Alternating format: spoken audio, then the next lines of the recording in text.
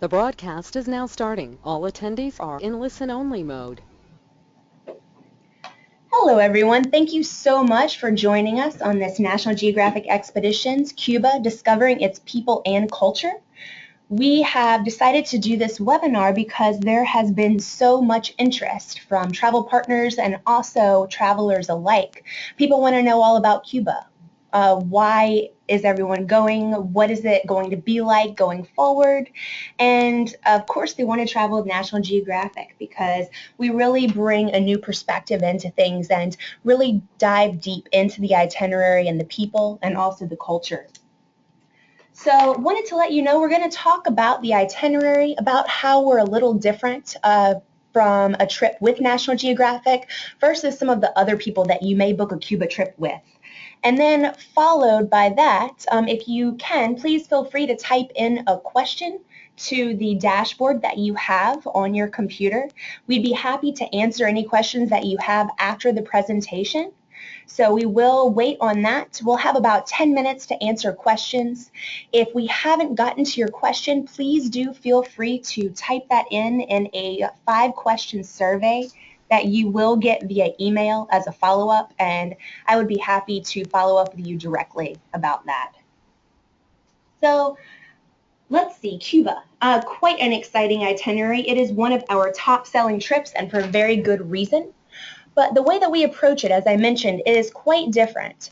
So National Geographic is first and foremost a nonprofit organization. We are really focused on our missions, on sponsorship and grantees, and about inspiring people to care about the planet. So when a lot of people think about National Geographic, they think about the magazine and they think about the channel. And these are very good ways that we tell the story of the work that we're doing on the ground. But we are a mission program. We are doing research, science, and exploration. And the beauty about our trips is that instead of having people sit on a couch and watch the work that we're doing, we're able to have people join us and join the people that are doing this incredible work, this exploration and research. And they can see that by being on a trip with National Geographic, they're experiencing the work that they are supporting by traveling on a National Geographic trip. Because after our overhead is paid off, every single penny goes towards our mission work. And I wanted to tell you a little bit about one of our incredible experts that does lead our Cuba trip. This is Christopher P. Baker, and he is going to be telling you about this itinerary from his perspective. Chris is quite an exceptional person. He's one of the world's foremost authorities on Cuba. Christopher has authored and photographed guidebooks to Cuba and in the National Geographic Traveler series. He is also the author of award-winning Mi Moto Fidel, which is a book about motorcycling through Castro's Cuba. Of course, it's been published by National Geographic in our Adventure Press. He's also written and photographed for over 200 publications, from National Geographic Traveler to Newsweek, and he's given talks about Cuba at National Geographic live events, the National Press Club, and the World Affairs Council, just to name a few. The Lowell Thomas Award in 2008, their Travel Journalist of the Year, was awarded to Christopher P. Baker. And he's been profiled in USA Today and featured on the National Geographic Channel, NPR, and dozens of other radio and TV outlets. So without further ado, here is Christopher Baker, who's going to tell you a little bit about the trip. But first, I wanted to tell you a little bit about the travelers that do go with us. So most of the National Geographic travelers are from the U.S., about 90% roughly. The average age range varies between 50 and 70, but we do have some families that travel with us as well. The main thing that I want to impress upon you is that our travelers are engaged and curious about the world. They don't want to just visit a place. They want to go beyond the destination. And that's why this Cuba trip with our people-to-people license is a perfect fit. So Christopher? Well, hello, everybody. It's a delight to be with you, and especially to be sharing a place that really is deep in my heart, Cuba, a country that I've been visiting now for more than 2 decades, and a place never fails to impress me and leave me inspired. And that's also the case with all the travelers that join us on what is National Geographic Expeditions' second best-selling trip. And no wonder. This is a place very close to the USA, but one that has been cut off from US travel for so many years. And since 2011, we've been very fortunate that President Obama created a new license category called People-to-People that permits any US traveler to join a program. And National Geographic Expeditions was one of the very first entities in 2011 to introduce Cuba programs under the People-to-People Educational Exchange license. What this means is that we're going to visit some of my favorite places in Cuba, basing ourselves in two different cities. The first one, of course, Havana, which we'll go and have a look at in a second. And then we'll move out, as the map shows, to another city called Cienfuegos, a very, very different place. And from there, we'll have a couple of daily excursions up into the Sierra de Escambray Mountains at Topes de Cayantes National Park, and then to Trinidad, a colonial city that is a UNESCO World Heritage Site. And as we make our way back to close in Havana, we'll pass by the Bay of Pigs. So we'll take a look at those as we go along through the slideshow here. If we can change to the next one. Right, so this is a very culturally rich program. What makes this program so exceptional is that under the people-to-people category, we're really making connections with Cubans across a wide spectrum of work types, artists, dancers, musicians, educators, entrepreneurs, etc., that really immerses in a place that has been cut off in so many ways, not just from the USA, but a kind of time warp in so many ways that, for example, Havana here is a 1950 time warp, as we'll see as we go through the slideshow, and it's one that makes people really come awake, come alive with a sense of being somewhere very, very unique, very different from anywhere else they're going to see.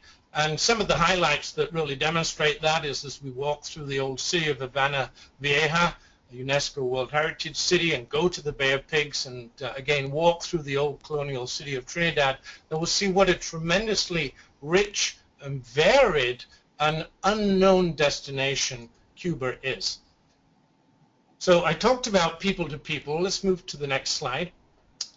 This is the license category under educational exchange that permits any U.S. citizen to visit Cuba. And to fulfill our regulations under U.S. law, we immerse people on a day-to-day basis with Cubans across a wide spectrum. It could be formal engagement, such as we have with Miguel Coyula, for example, who you see in the center there. He's a raconteur, a historian, an architect who, on the first day, gives us a profile that puts in perspective Havana Vieja. As we begin to walk through the old city, we have an understanding that comes from a formal presentation before we set out to walk the streets. It might be informal encounters, such as occasionally we're able to offer, for example, if there's a baseball game going on, we'll do our best to take people to a baseball game, and we have our people-to-people encounters literally right there in the stands, thrilling to the Cubans' passion for baseball. And always we have artistic and musical events. All our travelers really come alive with the vivacity of Cuba, expressed mostly through its music and dance. Everywhere you go in Cuba, you're going to be surrounded by the sounds that are quintessentially Cuban, such as on the bottom right there, one of my favorite experiences, Havana Compás, a group that combines Spanish flamenco and African music traditions into something that's quintessentially Cuban. And we always have kids programs such as La Colmenita on the left, a theatrical group, a community project that really leaves us tremendously inspired by our experiences. Next slide. Right, so we begin in Havana, and it's rather remarkable to think that this capital city of 2 million people lies just 90 miles from U.S. shores, but is so very, very different from anything we'll experience in Havana. very different from the malls and McDonald's of Florida. You're leaving all that behind, and you're traveling to a city that in so many ways is a time warp. It's almost like it's pickled in aspic in the 1950s. And the first sense of that, immediately you arrive, you're surrounded by all these classic American cars.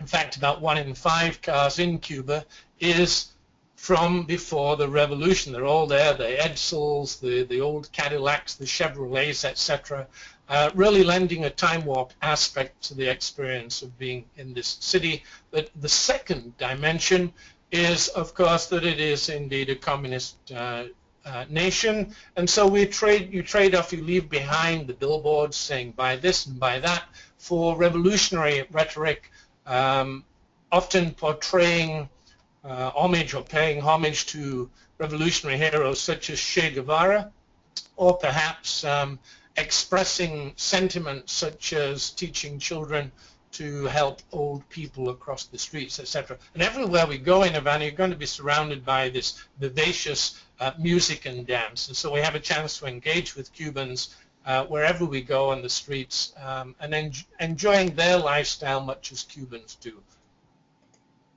Next slide. So the first day we're going to start in Old Havana. This is the colonial city that was founded in 1519, a remarkable center that's really been preserved in many ways as it was in centuries past. If you can imagine all the treasures that came out of the Americas, the emeralds from Colombia, the gold from Peru, the silver from Mexico, it all was shipped into Havana for transshipment in the treasure fleets onwards to Spain. And that wealth really lent itself to this tremendous architectural expression. Havana was a remarkably wealthy city, and it really was the jewel in the crown of the Spanish colonial empire. And as we walk the cobbled streets and cobbled plazas, we'll get a sense of the historical profile and import of the city. We'll be accompanied by our Cuban guide, so all of our tours, by the way, are very well staffed. We have a tour leader whose role is to make sure that the logistics are operating fine. We'll have a Cuban guide who immerses us, teaches us in the Cuban culture, history, gives us a local perspective. And then you'll have your National Geographic expert. It might be myself or somebody else who brings their own personal authority about Cuba into the tour. And so when we're walking Havana Vieja, one of the formal people-to-people visits that we'll make, it's quite fascinating, is to this workshop that you see in the bottom center there. It's an old graphic workshop. It's a workers' cooperative, a private cooperative, in which the artists are actually using antique presses and ancient lithographs to create magnificent art pieces for sale in a very, very traditional way. And of course, there's always this chance for engaging with Cubans that you meet on the street. And there are usually in Old Havana the quinceañeras, as you see here, the young 15-year-olds celebrating their 15th birthday, usually dressed as you see here. And I like to take an opportunity, if we come across them, to engage with the quinceañera and their family to learn something about Cuban culture firsthand. Next slide. And then, of course, there's modern Havana. Beyond the old city, there's the city that seems to be a 1950s time warp. One of the places that we always go to is the Revolutionary Square, the Plaza de la Revolución, where we'll see the 5-story high, very iconic image of Che Guevara. And one of the other places that we might pass would be, or will pass, is the National Hotel up in the center there. So the Havana, of course, has its associations with the mobsters of the 1950s. Of course, they're long gone. But the Hotel Nacional is not just a landmark. It's also a place of great interest, and our guide and myself or any of the other experts will share some of the anecdotes about it. For example, that very famous scene of the mobster meeting in the Godfather 2 movie actually did take place there at the Hotel Nacional in Havana. And when we travel around to the more contemporary city, we'll obviously be having our people-to-people experiences. And one of them is at a cigar factory. We'll always go to a cigar factory. And here on the top right, you'll see a lector, a reader who carries on a long tradition of reading to the cigar rollers, reading from novels in the newspaper. And that's quite a fantastic experience to see inside a cigar factory and meet with the Cubans. And I always personally like to try and take our travelers to a farmer's market. There are very few equivalents of, let's say, Safeway or Albertsons or any of the other major stores in the States, but what you do have is private farmers markets, and it's always a fun experience to engage with people selling produce direct to consumers and learn about how that operates in Cuba. Next slide. So in Havana, we'll stay at what, to my mind, is the very, very best hotel in the city. This is the Hotel Parque Central, and it is the best because it combines three essential ingredients. Firstly, of course, quality of service and quality of rooms, habitation, etc. It's got tremendous services, everything we need. It's one of the few hotels in Cuba with Wi-Fi. But also its location is absolutely unbeatable, right there on Parque Central, on the very edge of Old Havana, so that we can just literally leave the hotel and begin to walk the streets of the old city. And it's also, as you see from the rooftop, top right there, got magnificent cityscapes. There we're looking at the old Capitolio building. So this is one of the finest hotels in Cuba, and National Geographic Expeditions is very fortunate to be able to secure space in this very in-demand hotel. So then we'll move on to Cienfuegos. We visit a very, very different city than Havana, obviously much smaller in scale.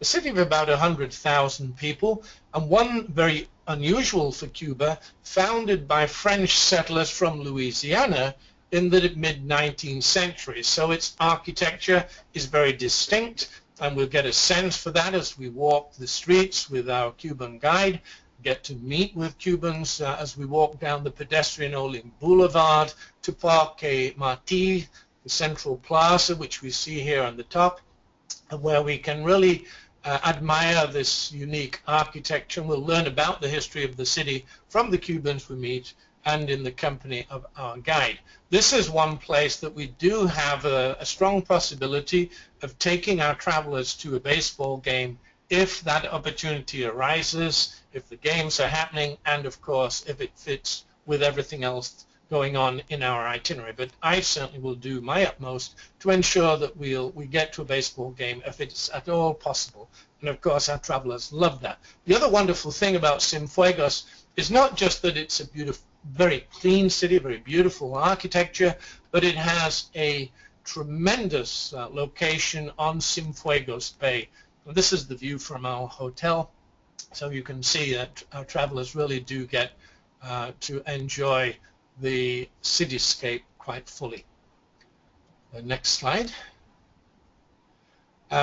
Within Cienfuegos, we have some wonderful cultural encounters, some of the highlights of the trip there.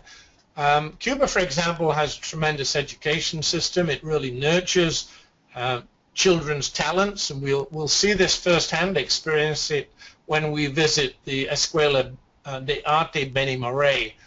This is on the top left there, and you see this is the school, which there is one in every province, where the gifted, musically gifted children are selected to be trained especially to really fulfill their potential.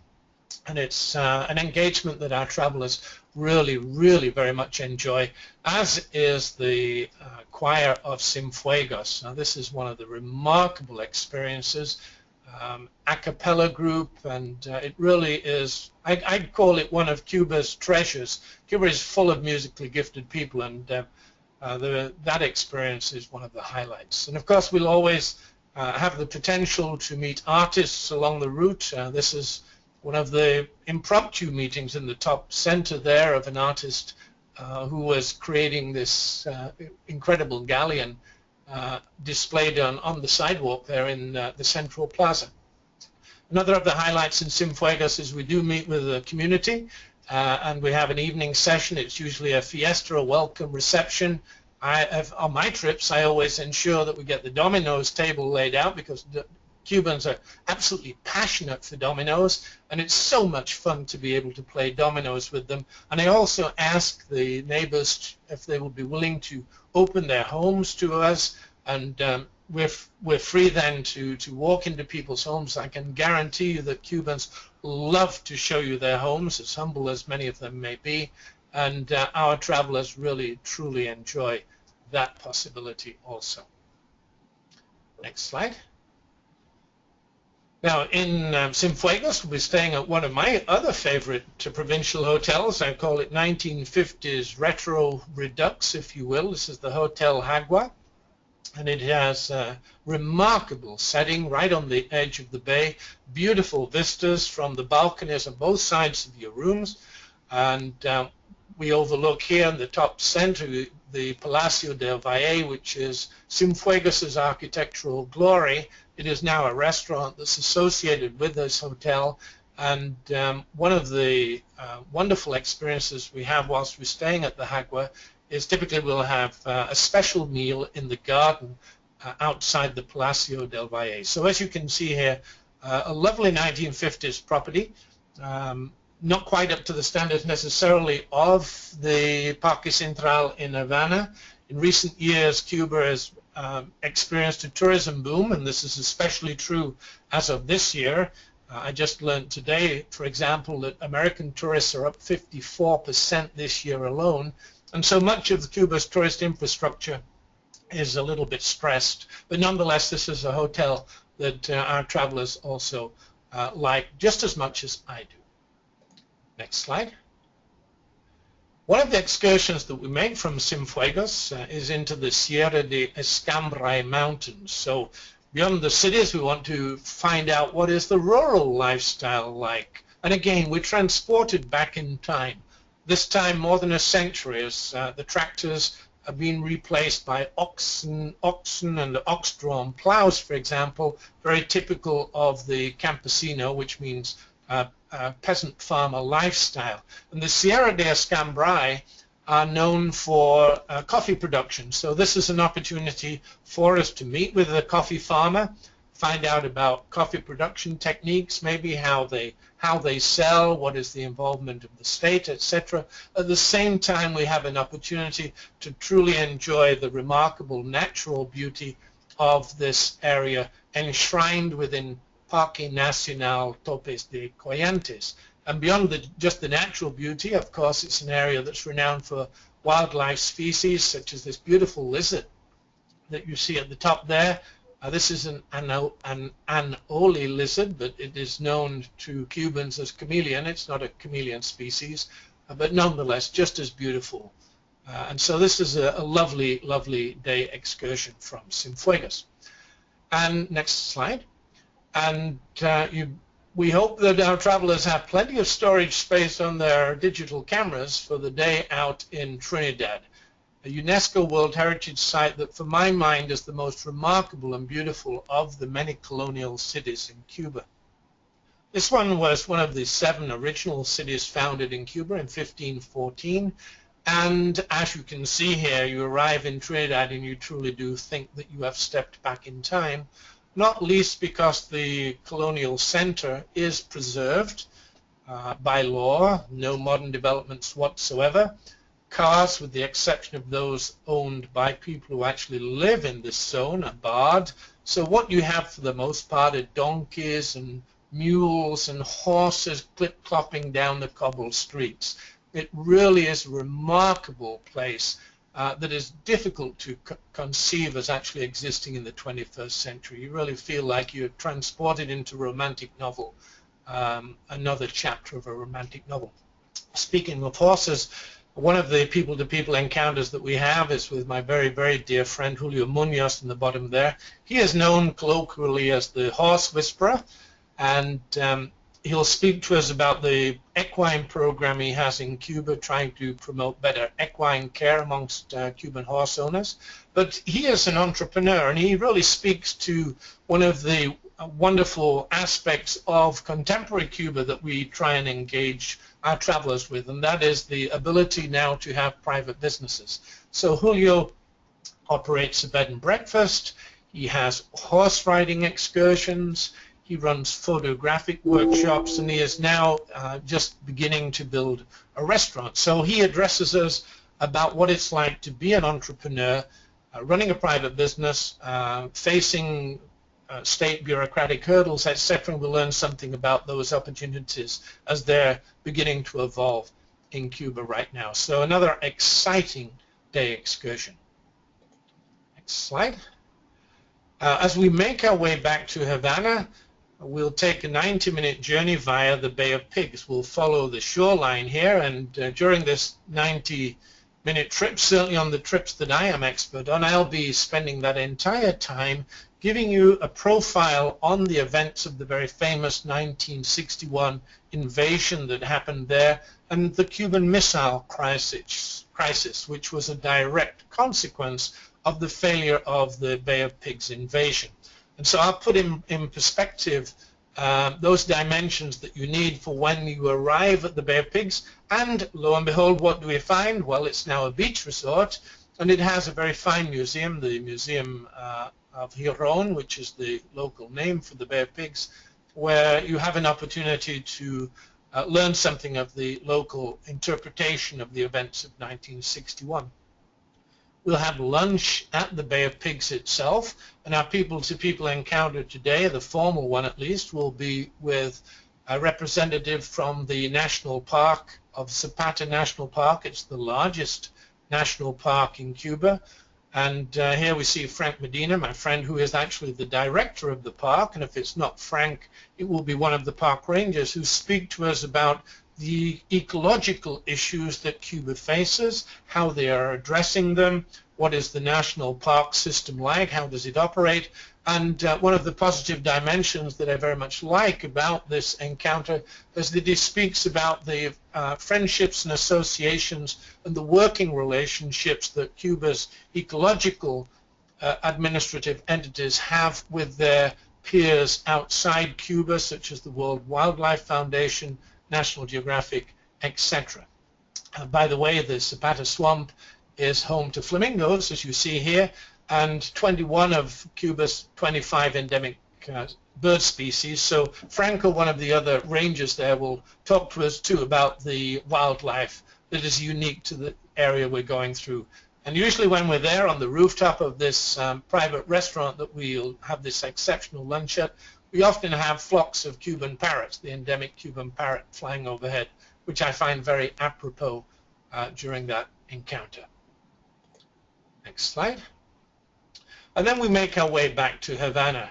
And what would a visit to Havana be without visiting the Museo Ernest Hemingway in Ernest Hemingway's former home, Finca Bahia. This is on the outskirts of Havana. It's actually a visit that we make on the day that we return from Cienfuegos via the Bay of Pigs.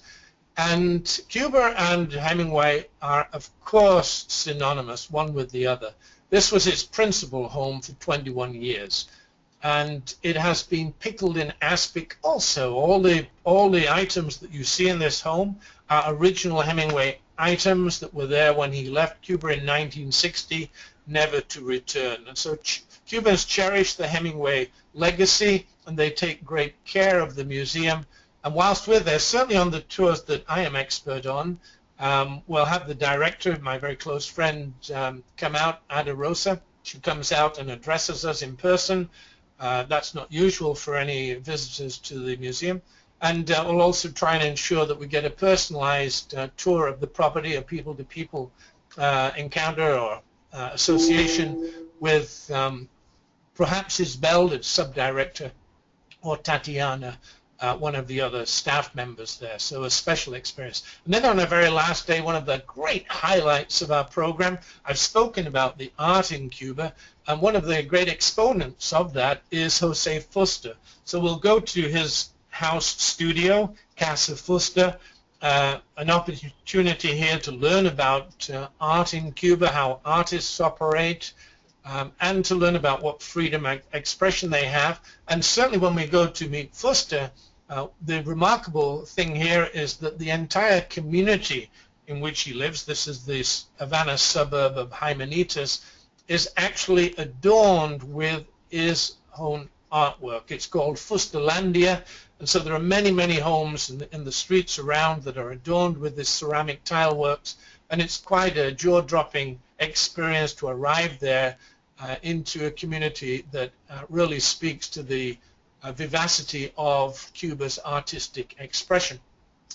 So perhaps the next to final night, Saturday, is an opportunity for our travelers to make the most of a free night for them to dine on their own, to choose one of the exceptional private restaurants that I will recommend to them, or the Cuban guide and one of the other experts will recommend, and also an opportunity to make the most of Cuba's most famous nightclub. This is the Tropicana, which has been running non-stop since 1939. It's really the quintessential Las Vegas-style cabaret as it would have looked in 1950s. Brought up to date, of course, but still a remarkable 2-hour show that our travelers really love to experience as an optional night out on the town. And perhaps one of the best ways to get there is maybe to take a 1950s classic car. So that rounds out our Havana experience. Next slide.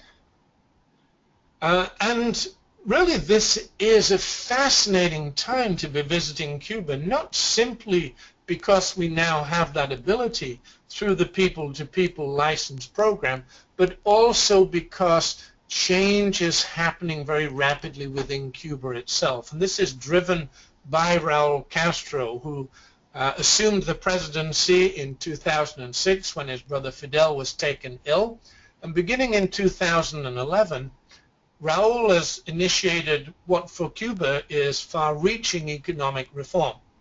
So this means that we are seeing Cuba transitioning as much more, for example, much more money is available to Cubans, and much of that is being invested in private businesses. So there are more than 200 categories of private businesses that are allowed currently. And the great success story, besides private room rentals, is in private restaurants. And many of the restaurants, in fact the majority of the restaurants that we'll dine at, are private restaurants. And using my knowledge and that of other National Geographic staff and experts, we've selected some of the very best of these private restaurants for our dining experience.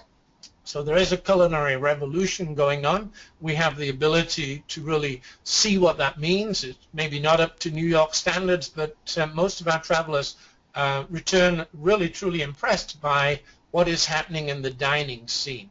At the same time, much of the opportunity that exists under Raul's new reforms is being taken advantage of by artists such as my very dear friend Lazaro Nabla, who you see here on the bottom right. And as you see, his artwork is truly one of a kind. And there are tremendous opportunities for our travelers to purchase art.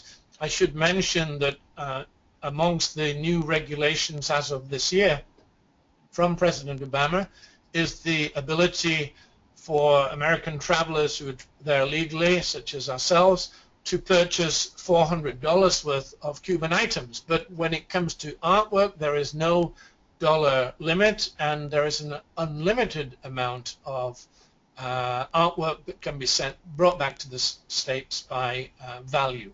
And so a tremendous opportunity to see the new Cuba, the future of Cuba, being written in front of our eyes as we engage with some of these entrepreneurs.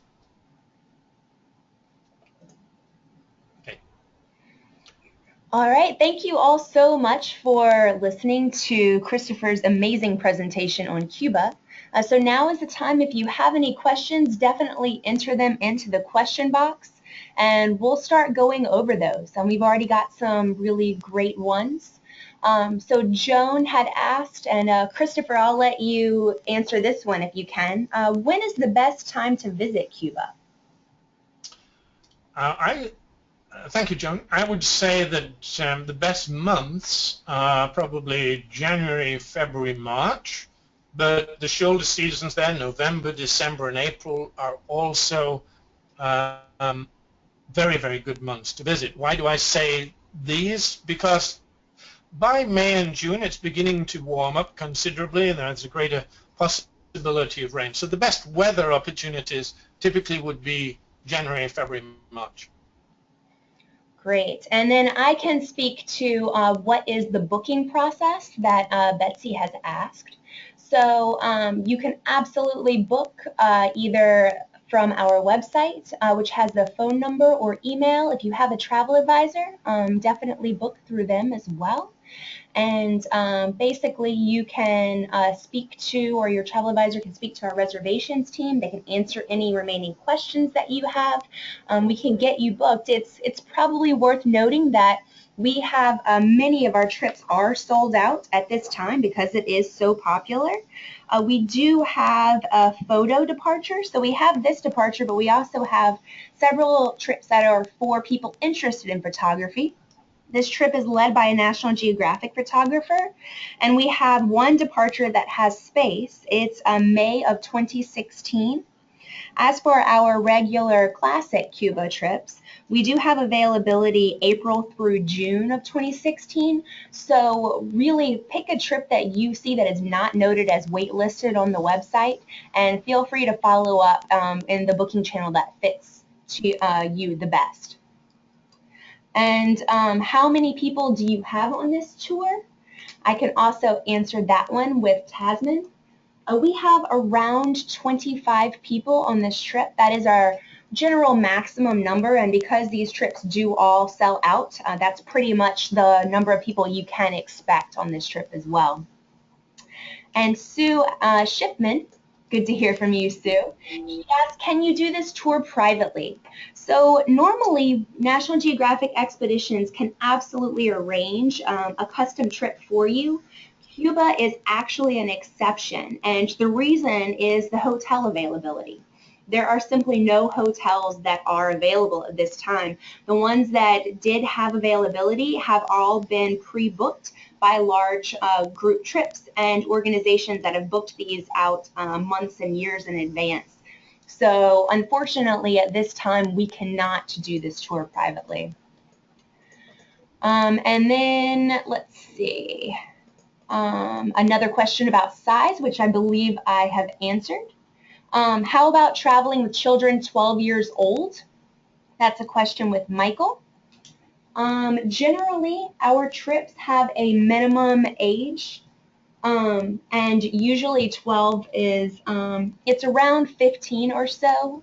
If you have a kid that is around 12, with our people-to-people, we generally do 15. On our other expeditions, that being said, we can have an age of around 7 or 8 years old. But with the people-to-people license, unfortunately, again, this is another exception. And then Mabin has asked, are there guaranteed departures? For Cuba, this is absolutely not a problem since they all sell out. So if you see a trip on our website, you should assume that it is a guaranteed departure at this time. Yeah, to really guarantee that, feel free to reach out to the reservation team. They can confirm that. Let's see. So I got a question again from Joan. Good question, Joan. Are we booking for 2017 now? We are not booking for 2017, but we will have departures listed for fall of 2016. These will be primarily November and December departures, and that will be listed on our website in late December. And then actually I have been told that spring of 2017 will be announced in January as well. So not yet, but we will have it soon. Let's see. And Christopher, this is a question for you. I'm not sure. Do we use the Hotel Seville on the Cuba trip at all? No, we do not. We never have. Fortunately, as I mentioned, we are pretty much always in the Hotel Parque Central. It was only in the first season that we were not there, and that is pretty much guaranteed. Okay. I have been told just now that our photo departures do often go to the Hotel Seville. So it is the Hotel Mercure Sevilla. and we go there for our photo trips because the itinerary is slightly different. To get a list of the hotels that we stay at and the altered itinerary, definitely check out our website. It is focused on photography. We actually meet with a local Cuba photography group that has documented the changing Cuba kind of history over the years. You also get to visit a boxing match and really photograph that and then speak to the boxers afterwards. So it's quite an interesting itinerary. And Christopher, I'll let you handle this one too. Can one walk around on your own without the group or guide? Well, we operate under the U.S. regulations, which require that whilst the 9 to 5 clock is ticking, that we maintain a group cohesion and that we're all attending our people-to-people events. Outside those hours, you essentially are free, although we do have some evening events also that are prearranged. So during the daytime, we have to stick together, and you have free time, for example, Saturday evening, but there's also, there are opportunities that we find for people to be able to fulfill any desire outside that 9 to 5 framework. Okay, I think this also answers Maven's question. She talks about guests allowed to go out on their own too. I think we've got that covered. And then Gigi asks, can you do a portion of the trip, a shorter time frame? So Gigi, because these trips are selling out, we don't do partials on any of our itineraries, especially with the people-to-people license. It's a very structured itinerary, and it's something that our travelers do need to stick with in order to travel with us. And Lauren asks, will we do any combo trips, land and sea, for example, potentially a cruise? So we do have small ship expeditions. At this time, we don't have any that are going to Cuba. As you probably know, getting a license to Cuba is quite difficult to get. It's something that it took us quite a bit of time.